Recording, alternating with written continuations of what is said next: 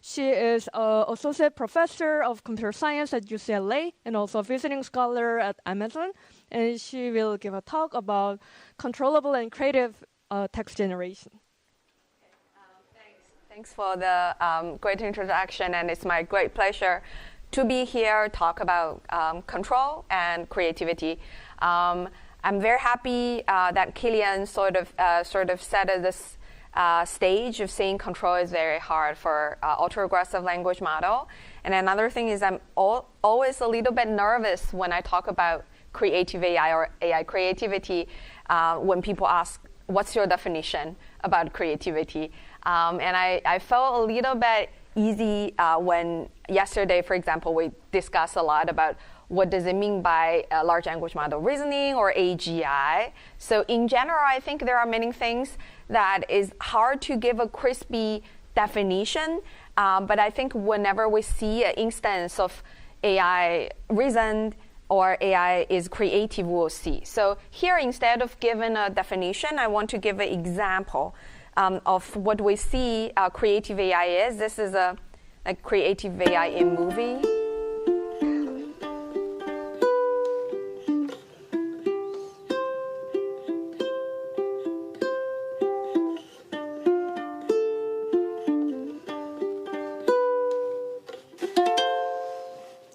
Why don't you make up the words to this one?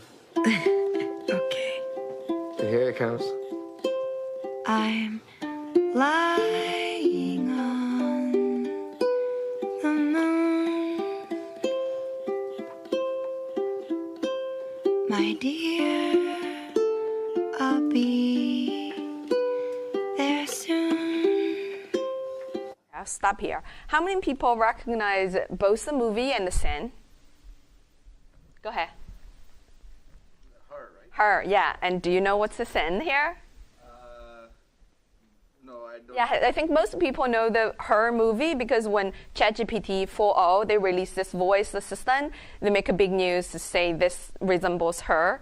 And this scene is when the robot Samantha composed a song called The Moon Song and sang with a Theodore that helped them establish more connection. I think this is where their relationship has a big turn. So here, as you can see, when AI are creative, it helps establish this emotional connection with human. We also see a lot of creative AI creativity in news. For example, there are this older news say ChatGPT wrote my AP English AC and I passed. And then last year, ChatGPT is a terrifying subcontext of the writers' strike at Hollywood that I'm from UCLA, so that basically affect the area a lot. And also last year, there are these news reports say AI outperform humans in standardized tests for creative potential. So we see it everywhere. It seems like AI have already solved creativity. But this is me playing with ChatGPT. A disclaimer, this particular example generated from the end of last year, so November 2024. Yesterday I played with it again. The behavior are similar, although I think they have a little bit better hit rate. Okay, so this is a simple query. Can you write a homophonic pun for the homophone here and here? The idea is there will be a word appear, and then it will either be here or here, and then it need to be ambiguous. Okay, so this is what ChatGPT do. I tried to style my pet hair, but it turned out he didn't like the hair gel. So what it does is try to include both words in a sentence, and there is nothing funny. Okay, and I go on. I say this is not a pun because in a pun you should use either here or here. Only once in your pun, not both. For example, the magician was so mad he pulled his hair out is a good pun. Can you try another? So here I give an in-context learning example to just demonstrate and give a lot more instruction. And here it goes. Oh, got it. Here's another proper pun. I was going to comb my hair, but I just couldn't brush off the hair brand idea. Okay, tried a bit hard, but it's the same problem. It doesn't take the instruction, still use both words and it's still not a pun. Okay. Here is earlier work I did with he. We can generate, that's in 2019, we can already generate the Greyhound stop to get a haircut. We only generate the text, we didn't generate image, but this is a cartoon I find online that I find can very good illustrate this pun. Another example, we also work on hyperbole. It's a type of intentional exaggeration in an expression. And we focus on a very simple style where we say the x is so y that what.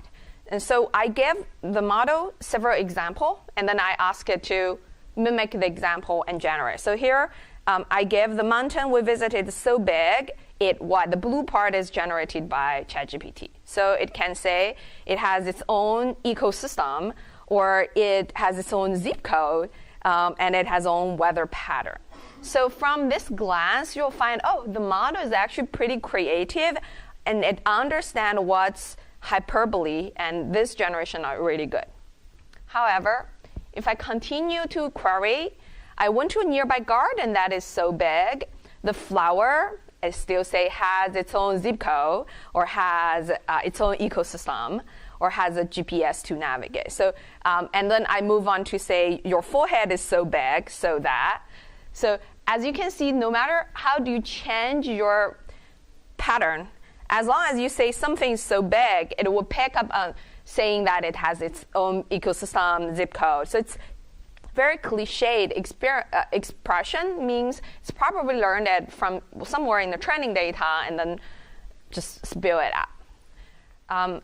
Again, as a comparison, some of our earlier work on this same topic, and we're able to generate very different and diverse and also good hyperbole, where we can say it's so big, so it has its own gravitational pull, or the sun looks up to it, or the ocean gets a sense of awe, the winds get lost. So as you can see, like all this different prefixes can generate very different, diverse, and creative expression to express the same exaggeration effect. Okay, so with all this example, I hope I've said some example to show what do I mean by AI creativity.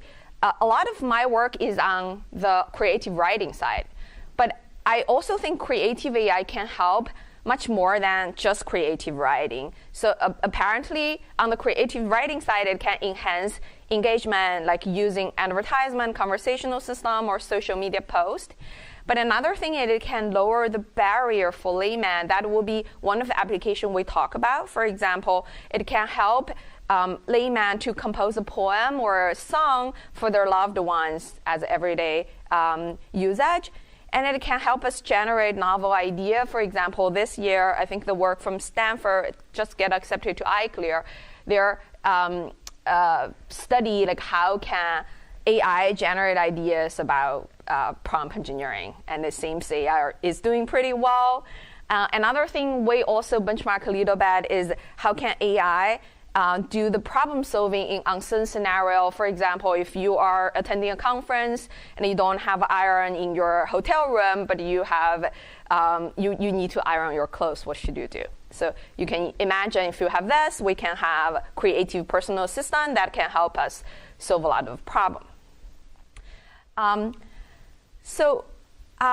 Here I want to, before I talk about the more concrete work of what we do of creativity, I want to make a connection between creativity and constraints. So I want to make a bold claim that creativity and constraints go hand in hand. For example, in general, to achieve a meaningful goal in a constraint setting, one has to be innovative. For example, this is a old tale in ancient China, a Chinese folk story, to say like, how can you weigh an elephant? Back then, so for now, how do you weigh an elephant? We have a large enough scale that we can just take the elephant and we can weigh them. But back then, you cannot. So like, the initial question, without any constraint, how can you wheel elephant? For now, it's an easy problem. But if we add constraint without a large scale, how do you do it? You have to be more creative. And then there is even another constraint. You cannot cut the elephant. You cannot kill the elephant. You don't want to cut it into pieces. So this is an old folk tale in ancient China. What the person do is they put elephant in a boat and then put boat in the water, and they see how much the boat sank. And then they take the elephant out, put stones in it, and then they weigh the stone. Okay, so it's smart. But as this is just a very good example to show that you actually have to be creative, or creativity usually comes hand in hand with constraint. And there is also another quote I take from this social media influencer. If you want to destroy someone's creativity, remove their constraints. And I also want to connect it to some of the things that we are familiar with of divergent thinking and convergent thinking. So divergent thinking is coming up with arbitrary uncommon idea. And my bold claim here is I think large language model does this very well. So if you wanted to give you some uncommon ideas, arbitrary things, just search for the low probability region. You'll get it.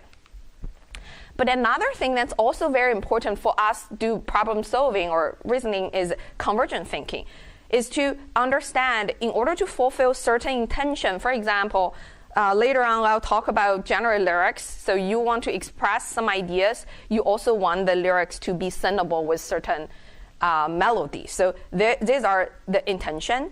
You need to reason and rule out some possibilities. A lot of them are not good. Also, like another example is when you search for low probability region for language generation, you'll end up with a lot of gibberish, ungrammatical, improper sentences. But then you only when you start to reason and rule out the implausible thing, that will something will return. That will be the creativity thing. So in other words, I think we need more language model, need more tools to help them to do convergent thinking to ensure the compliance with constraints. I also put a lot of thoughts on why large language model falls short on creativity. And this is one of the claims, it's my hot take, and it's a claim I have it for several years, is that focus on the high probability event or expression or mimicking the existing surface pattern is unlikely to generate truly novel and creative content. But this is what exactly we're doing. We train a model, and we do sampling, or we do beam search. We focus on what's high probability. So in other words, I think for now, what prevent AI to be creative is probably on the inference time, which is, for now, we're sampling exclusively for the high probability region, but that will not lead to creative content. Then how can we do better? I think what we need is that we need to infuse or impose knowledge or constraints into the generation process, and that tied to my title of controllable and creative generation. Only when we can control the model, impose a constraint, we can encourage the model to be creative. So another thing gets me a little more excited about is now this inference time scaling seems to be a hot topic, where when people do it, they just reprompt the model, like try to do, I view it as rejection sampling, or like generate more things and try to reject many. But I'm thinking a lot of algorithmic way or other learning way can also be applied for inference time scaling. And I think creativity or like better search is a way to, it's a good inference time scaling problem, and it's a good way to creativity. With this long-winded introduction, for today I want to introduce 3 areas of our work. One is, I want to make it quick, it's an application for controllable generation, where we look into lyric generation, where the lyric will need to be singable with a given melody. And then I will talk about our work on some methodological work on controllable generation, where we use a tractable model, specifically HMM, to control autoregressive language model. At the end, I also want to talk about evaluation of AI creativity because I think this is a very hard problem, and without a good metrics or measurement of creativity, it will be very hard to progress in this area. So let's start with something fun, lyric generation. So this is a work I've done at Amazon. The leading author is my student, Yu Fei.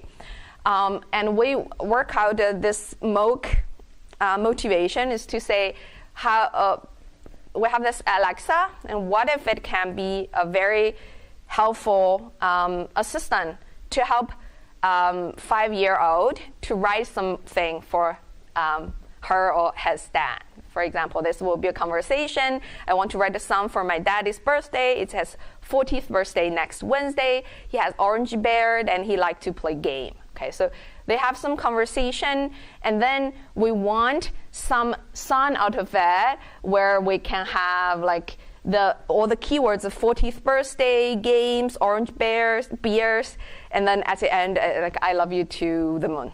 Okay, so this is the task. I also went ahead to have a conversation with GPT-4. I say, can you come up with a song verse for my father's birthday and set the tune to Mary Had a Little Lamb. I assume everyone here knows what's the tune of Mary Had a Little Lamb, right? Okay, this is the generation. Happy birthday to you, dear dad. You're the best we've ever had. With a heart so kind and spirit so free, you mean the world to our family. Pretty good. Like if you just read the lyric, it's perfect. How does it sound? We're trying our best to align with human effort. Align it to Mary Had a Little Lamb, and this is how it sounds. Happy birthday to you, dear, that you are the best we've ever had, with a heart so kind and a spirit so free. You mean the world to our family. You always lend a helping hand in every way you understand. Right. I heard a lot of giggles from the audience at the right position where the AI make good mistake. So I can circle out. So for example, Mary Had a Little Lamb. Happy birthday to you, dear. That's and there, right? Like that's dear is where the Mary Had a Little Lamb ends. But as you can see, usually when we have a Mary Had a Little Lamb, it ends there, and then the music end, the sentence end. Here, happy birthday to you, dear, music end, the music phrase end, but the sentence didn't. So which means it always felt that the lyric is chopped in the middle of the sound. It happens, dear, and then that you are, Mary had a little lamb, right? Here is another phrase, and then it also ends again in the improper situation in the lyric. And this is again. And I hear a lot of giggles from the audience when it's in this spirit, because spirit is just a short word, usually should be aligned with one music note, but here, it is forced to align with 3 music notes. That's why it sounds very funny, okay? So in other words, if I formalize this task a little bit, what's wrong with this whole generation is, in general, we want the output to, so let's first talk about output. We want the output to align with input melody as well as the user-provided keywords. So there are a lot of constraints on our output, and when there's no constraints, it's easy. Like the models perform very well, but when there are a lot of constraints, they juggle to satisfy all the constraints. And the challenge, why it's very hard to satisfy the constraint, some straightforward method people will think about is, okay, so we have this melody to lyric generation. It's just like image to text generation or whatever, this cross model work. And these are some of the earlier attempts in research in the research community too. So they just feed a lot of melody lyric aligned data set. They will train a melody encoder and then the lyric encoder, decoder, and then they will try to do the cross-model alignment.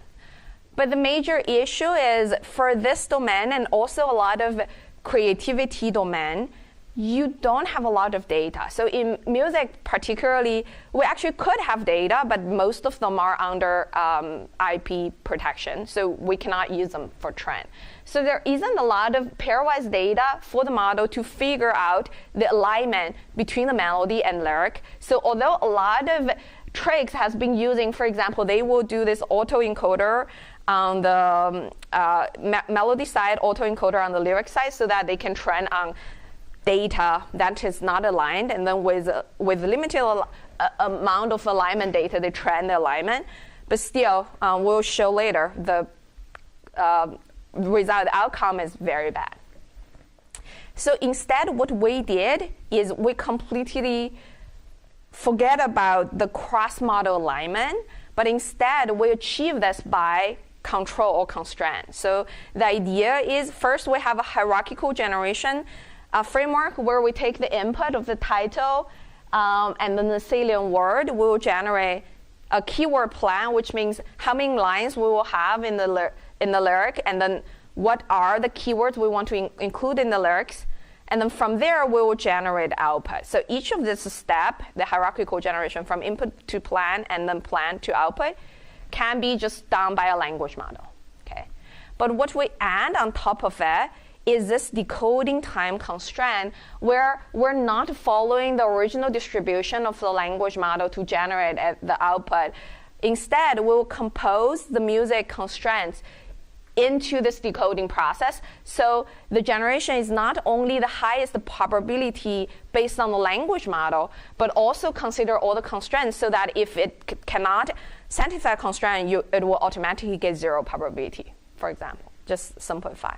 Okay, and then what constraint we compile? There are 2 simple constraints, very intuitive, and we also show in the generation that the model struggle with it. The first is segmentation constraint, which means the music phrase should align with the lyric sentence, which means whenever there is a music segmentation, when the music ends, your sentence need to end, either by a comma or by a period.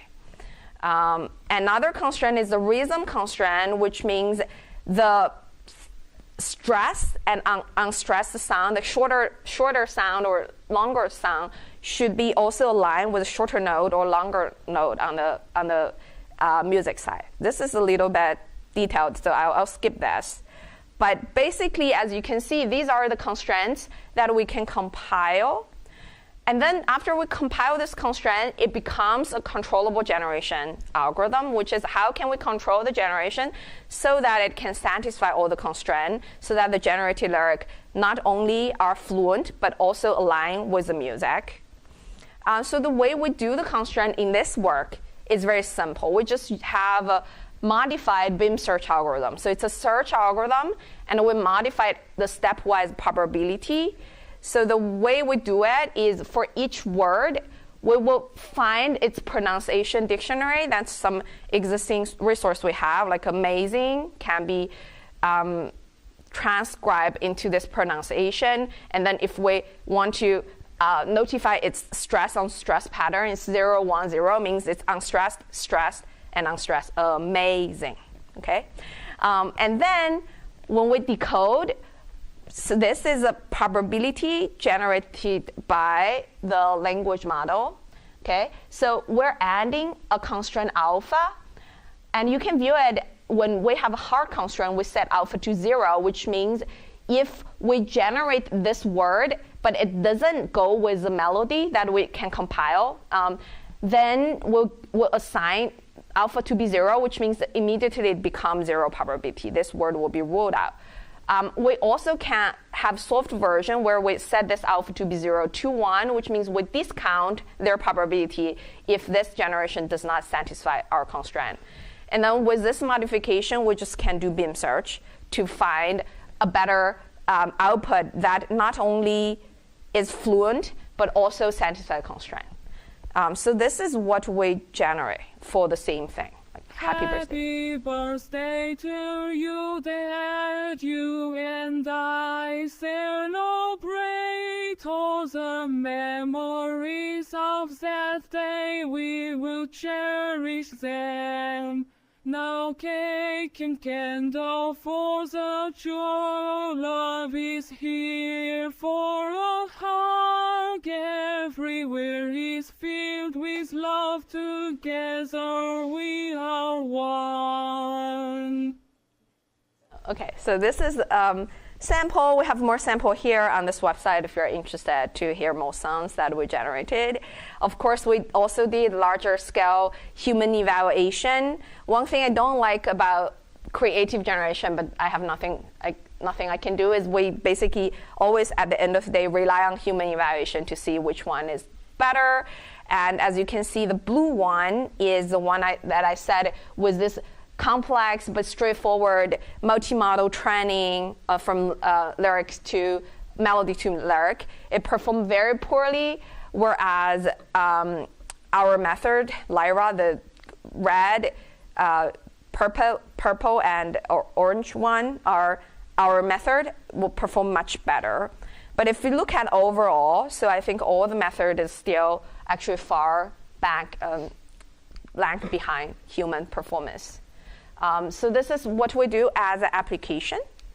So from here, I also want to dive a little deeper into controllable generation, because as I set a stage, I think creativity is a search problem. It's a controllable or constrained generation problem. So then the question is, how can we do controllable generation or constrained decoding better? So there is a, go ahead. So what does human mean in the previous, so how exactly do you get? Oh, that's a good question. So here, the setup is we pick 20 melody where it has human written lyric too, and that's the human. Yeah, go ahead. So who writes the lyrics? Because I can't write that lyrics.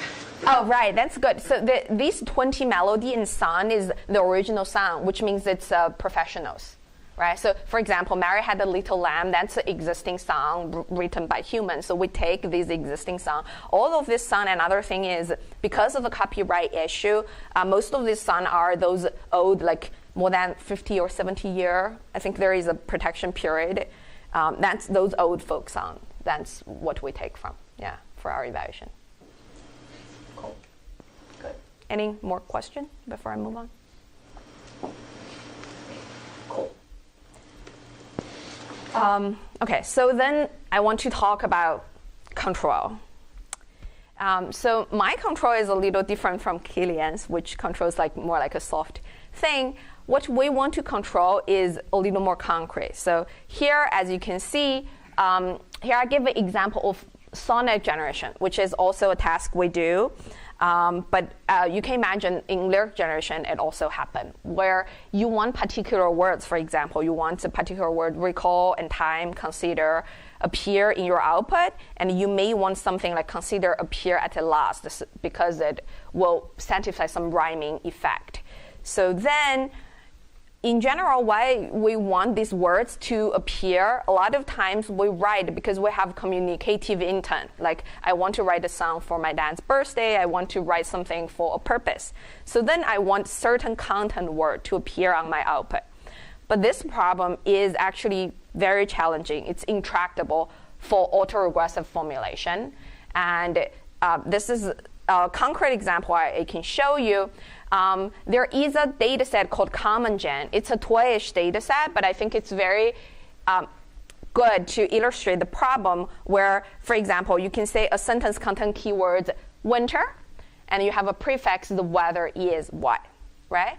So if you just have the prefix and you take the language model, it will say 0.05% cold, 0.1% warm. Warm is more likely, because it didn't consider the constraint of it should contain winter.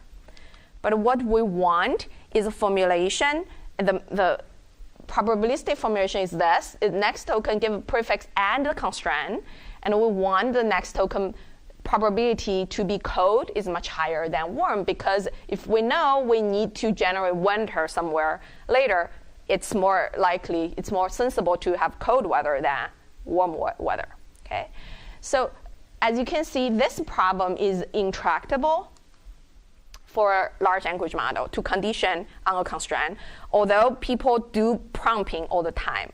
Prompting, it's like there is no guarantee or anything. You can prompt the model. They may or may not follow your prompts. There is no guarantee. So in our case, we just approximate. We basically, okay, so the problem we have is we want to have an estimation of next token given not only the prefix but also the constraints. But we know this is intractable for the large language model formulation. But if we apply Bayes' rule, we can decompose this guy into probability of the constraint given the prefix and next token, as well as only the next token given the prefix. As you can see, the later part is just the regular language model that we can do, and the former part is something that we can play with. And what we end up doing, which is we want to estimate, given the prefix and next word, how likely the constraint will be satisfied in the future after the generation is done. And how we do it is we use a HMM to do it. So what do we do is we distill or train a hidden Markov language model such that its distribution mimic the large language model's distribution. And then we can approximate, because for HMM, we can do marginal inference, so we can approximate this conditional probability nicely. And then we can replace this guy with the HMM probability, and that's what we get. We call it control G. So in other words, we will distill a HMM that can estimate the conditional probability of the constraint satisfaction given the prefix and next token. And then the constraint we can handle is anything that can be compiled into a deterministic finite state automata. For example, this is an example of a DFA that accepts a sequence that contain a phrase gets code. Okay, so you can imagine to compile many things.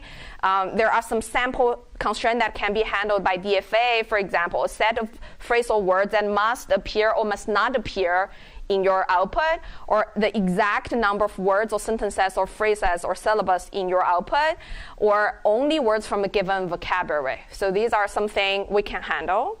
And then another thing is basically any regular expression is a DFA. So once we can have this, we can use the DFA and the trained HMM to estimate the conditional probability, and then we can plug it to guide large language model decoding. So this is an overview of our pipeline. We have a large language model. We'll use it to distill a HMM model. And for any constraint that we can compile into a DFA, we can combine the DFA and HMM to do the marginal inference. And we use this to guide the HMM probability so that the output can satisfy constraint, mostly some hard constraint of include or exclude some of the phrase. Okay. So here I want to show both the demo and the evaluation of the we have some more experiments, but I think this is a particularly interesting. Is experiments where we do interactive text editing, where in general you have some text and you want to insert something in the middle or you want to edit something in the middle. And this is actually particularly challenging for autoregressive model because autoregressive model mostly only works on the tail of the texts. What we have is a Tulu model, which is a 7B parameter large language model. We also trained a 2 BLM parameter HMM to control the model. And then we have an interface that we added from a HCI paper. And as you can see, what we can do is, first they've defeated a small quad blank and a few human left and something. So what we want to do is to fill in the blank. So you can imagine user, in our case, can still use prompt to control the model, But we also want some more precise control. For example, we want to include the key phrase alien mothership, far from over. And we also want the generated text to contain 25 to 30 words, precise control. And this is what our model can generate that with all these constraints. So we did some quantitative evaluation. I think something noteworthy is we tried continuation and insertion.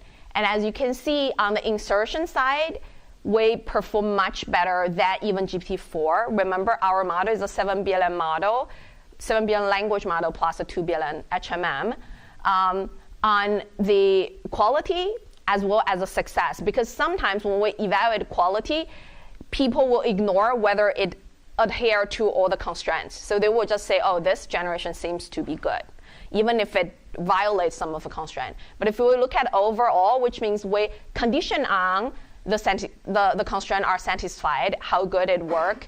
So in general, Control G outperform all these other models in this task. And I also have a short demo where you can see we have a text snippet. Once upon a time, a land far, far away, there was a kingdom ruled by a wise and just king. And we want the system to generate something to say, tell me more about the kingdom. And then we say we want to insert keywords, prosperous, market, building, and sky. And we also wanted the length to be within 10 to 25 words. So this is what our system can do. And we can also generate multiple suggestions that the user can choose from. Okay. This is our work on controllable generation. And as you can see, we can use a much smaller model that outperform much bigger model when it comes to control. Okay, so with this, any question about this part? Okay. So with this, I'm going to switch the gear a little bit to talk about evaluation of AI creativity, because I think without a good measurement of AI creativity, it will be hard to progress. I will first very briefly introduce our EMLP 2024 work, which involves in a lot of human annotation. That's a caveat. But we have identified a lot of very interesting phenomena. So what we did in this work is we hand annotate 440 narratives, that's movie synopsis, from both human and machine.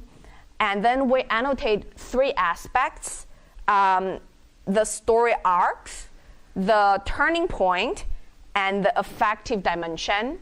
And then we compare human and machine. So we find several high-level messages that I find it's interesting to highlight. The first is on the story arc. So in our study, we have 7 different story arc. For example, ranks to the richest is one type, which means you start low and you end up high. Okay? And then we also have riches to the rank. You start high, you end up low. We also have something called Oedipus. You start high, you go low, you go high, and you go low. Okay? So what we find is human story is very diverse and have different types of stories. However, when it comes to machine generation, it concentrates on this arc called ranks to the richest, which means it always start low and then you will end high. Okay, so it's very monotonic, it's not diverse. Although actually, to be fair, in human story, the majority, if we have to take the top, is still ranked to the richest. But it's like 30% of the time among the 7 types, whereas for machine, it's like 80, 90% of the time. Okay. Another thing we find is if we compare the turning point, we also define 5 turning point: opportunity, change of plan, point of no return, major setback, and climax. And we compare how human and machine writing develop this turning point. And we can see early on in the writing, it's actually the 2 are comparable in the sense that they develop this turning point. The y-axis I want to explain is where it appears relative to the story. So 1 means towards the end, 0 means at the very beginning. So early on, the two are pretty comparable.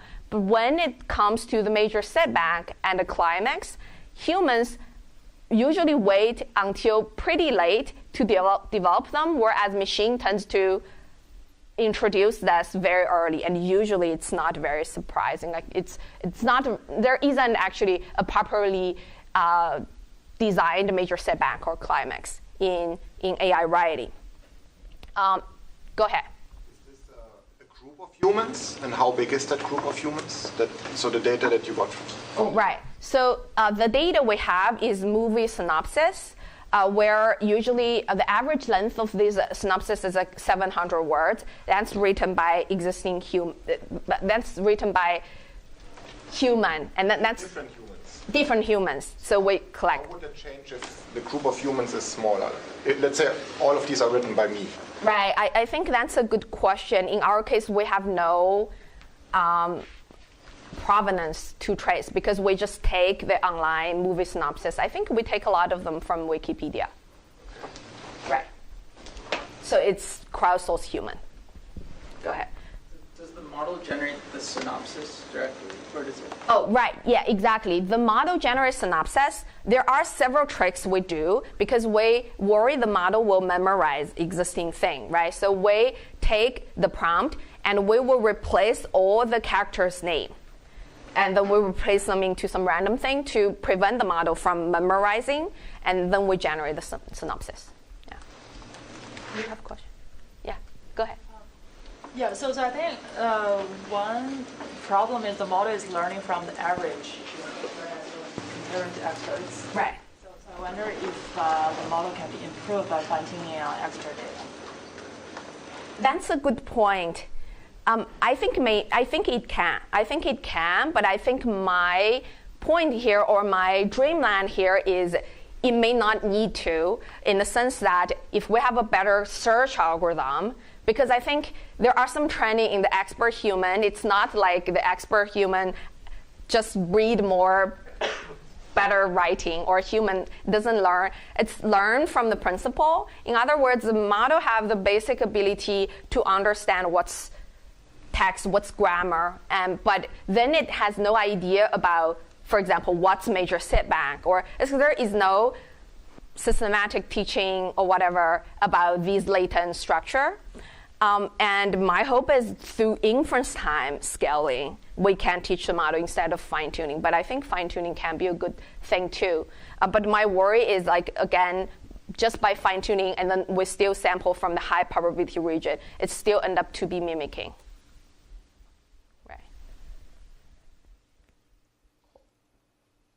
Okay, so I'm going to move on. The last two take-home messages, I want to be brave on it. So, for example, as a result of this, where it's the machine-generated story arcs are pretty, I would say, monotonic or not diverse, as well as it doesn't properly develop the major setback or climax. The arousal score end up to be pretty low in machine-generated versus human. Humans' arousal score is very high, which means at the end of the day, people will be attracted by the human-written synopsis versus machine.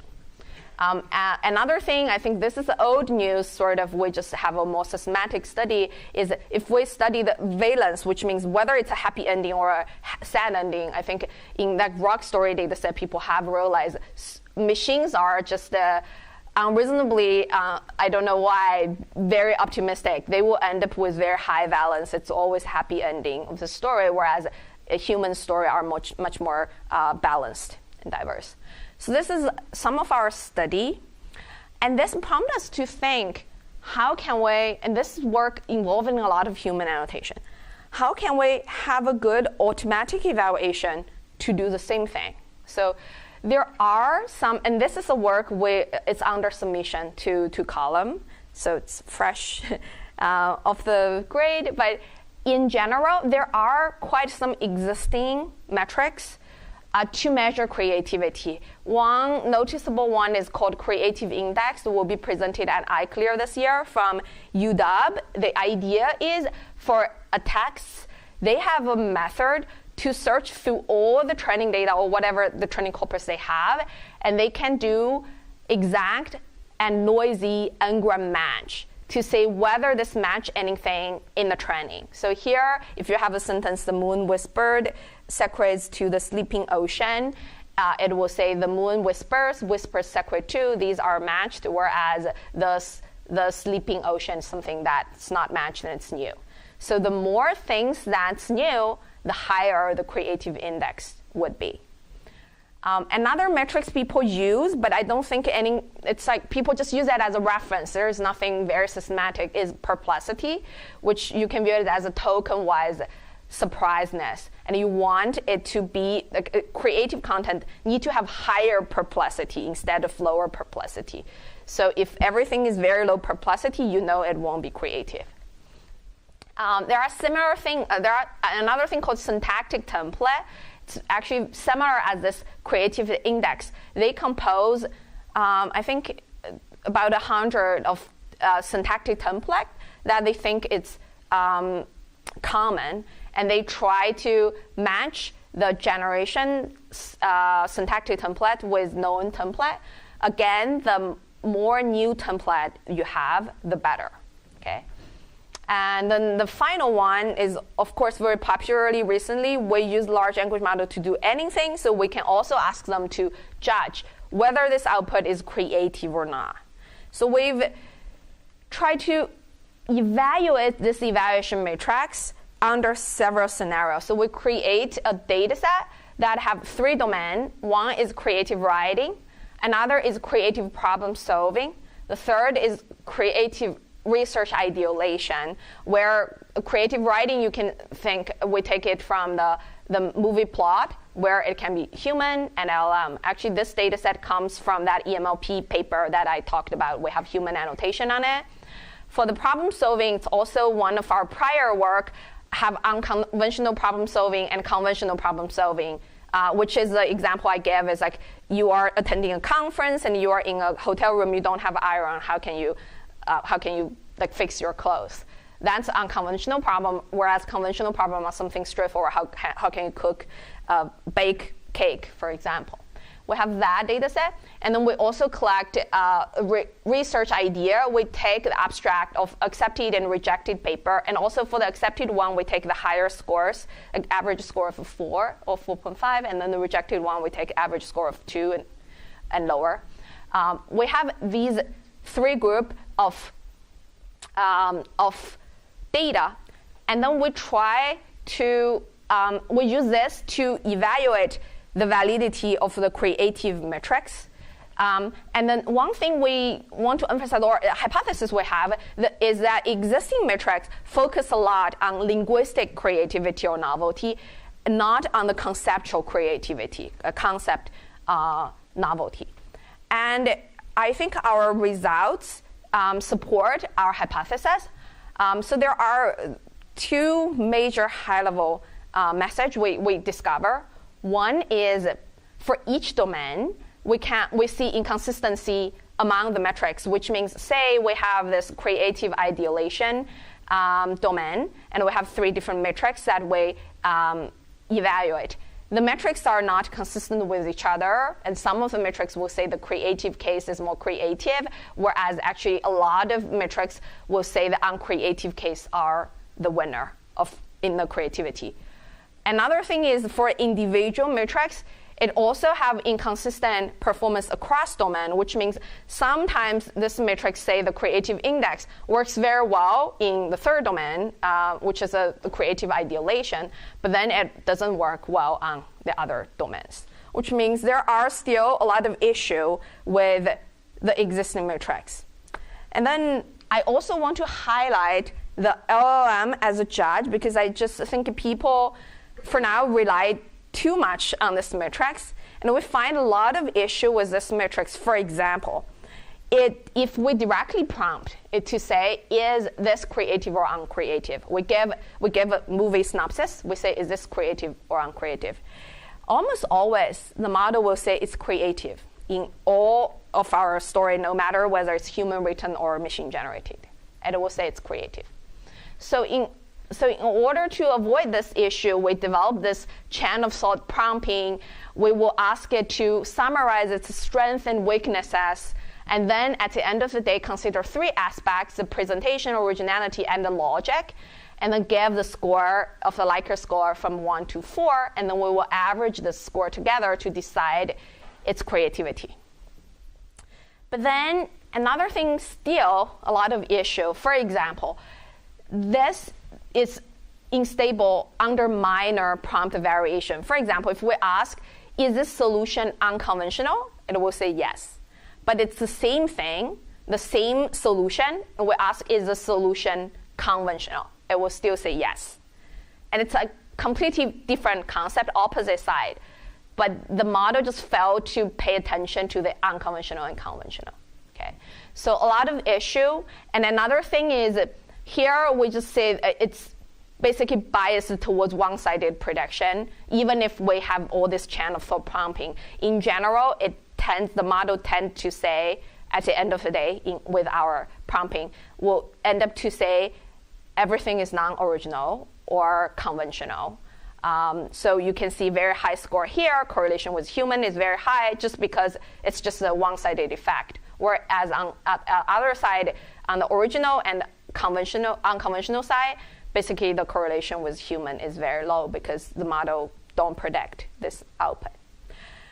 So this is our study. We tried to come up with new method. We didn't. We tried to train a classifier on our data, but we find that within the same domain, it transfers a little bit, actually reasonably well. But across domain, it doesn't transfer, which means if I train a classifier to classify whether the paper will be accepted or rejected, and we tested it on a held-out set, it will work well. But if we train this and we test it on whether the movie is good or creative or not creative, it doesn't work. Okay, so in other words, we weren't able to find a new method to measure creativity, conceptual creativity, and this is where I think we should put more effort and think more about how can we measure. Okay, with this, I'm happy to conclude my talk. I have this hot take. Large language model simply mimicking existing materials and then sample the high probability region is unlikely to generate true novel and creative output. And I also make this very bold claim: creativity is constraint optimization, is to fulfill some goal, meaningful goal in a constraint setting. And then we propose a tractable probabilistic model, particularly HMM, to control a large language model for some aspect of the control. And we believe this can be applied to other applications other than creative writing, for example, code generation, table-to-text generation. And then I end this talk saying that we need a better automatic evaluation matrix for creativity, especially outside of the linguistic creativity, focused on the content side. And that ends my talk. With this, I'm happy to take any questions. Thanks.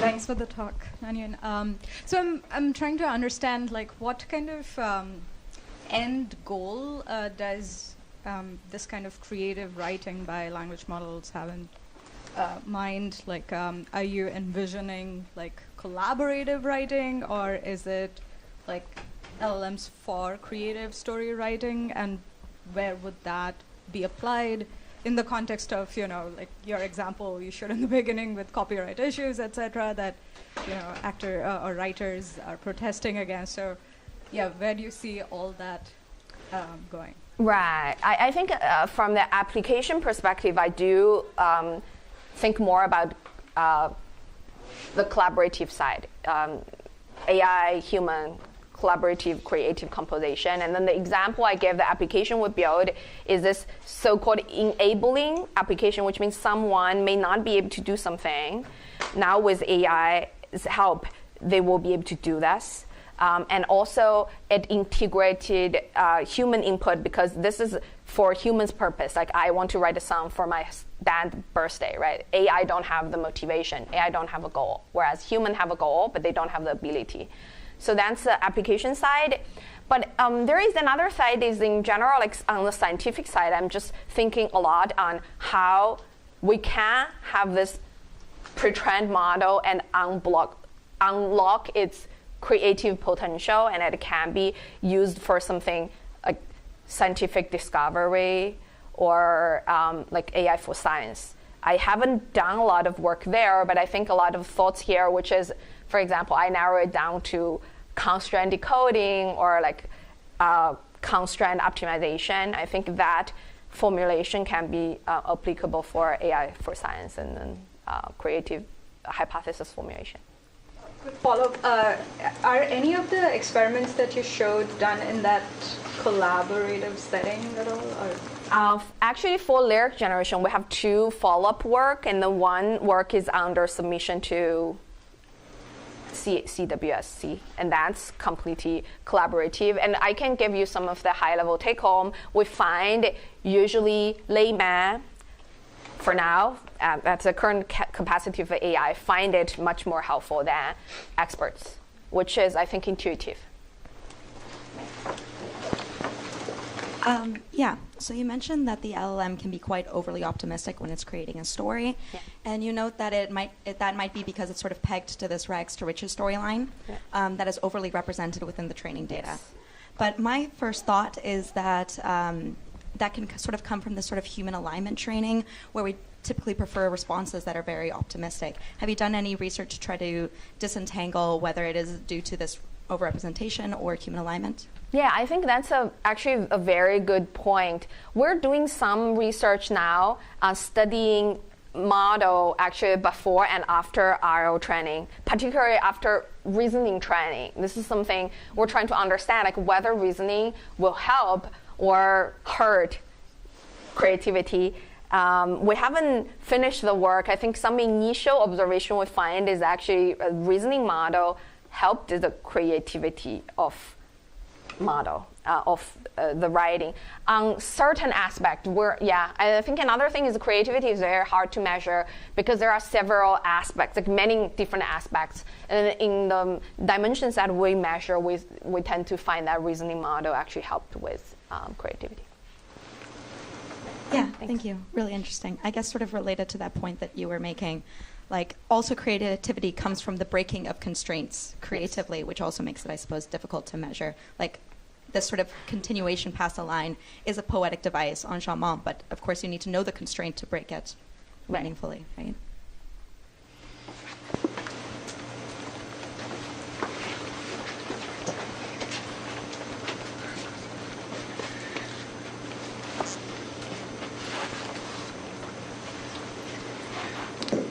For the talk. Just wondering, do you think controllability is ultimately the responsibility of the model or the compound system around the model? You mean whether the controllability issue? Yeah.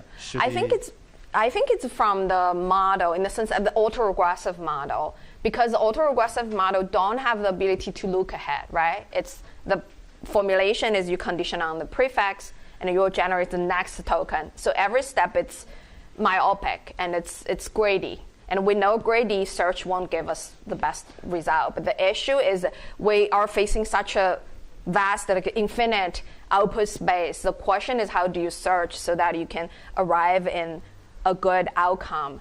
And I think this chain of thought reasoning is one of the examples of saying, like, you can take a mathematical problem and you directly arrive to an answer. That's one way, and that's one path. And we find chain of thought reasoning will give you better results, and that's just another path. At the end of the day, you arrive to your solution, right? So, yeah. And how do you think this line of work would generalize to diffusion-based models? That's a good question. I tend to think diffusion model actually have better controllability, mostly because it have this latent code, and this latent code is global for the whole sentence. And so in other words, I think diffusion model actually have the property of look ahead better than autoregressive model. That's my take. Yeah. Can I ask a last question? Sure. So I found the second part of your talk really exciting on controllability, because I believe that's something LM post-training really tried to solve, but then really couldn't solve, like how to generate text that is exactly 500 words. Right. And your method seems to be like doing it really perfectly. So I'm wondering if is there any downside? Like I'm wondering why can't we just apply this right now and solve the problem? Yeah, that's a very good point. There are definitely downsides. So if you go back to the mathematical formulation here,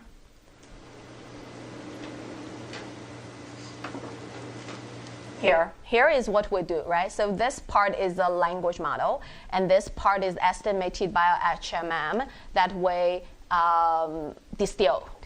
But the issue is the HMM with 2 billion parameter is it's not as good as the original large language model. So of course, the good thing is it can do marginal inference and get this conditional probability, but this estimation might not be accurate.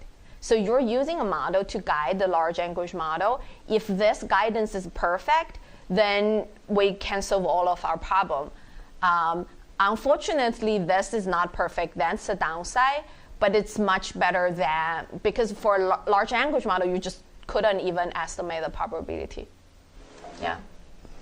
Thank you, and let's thank the speaker again.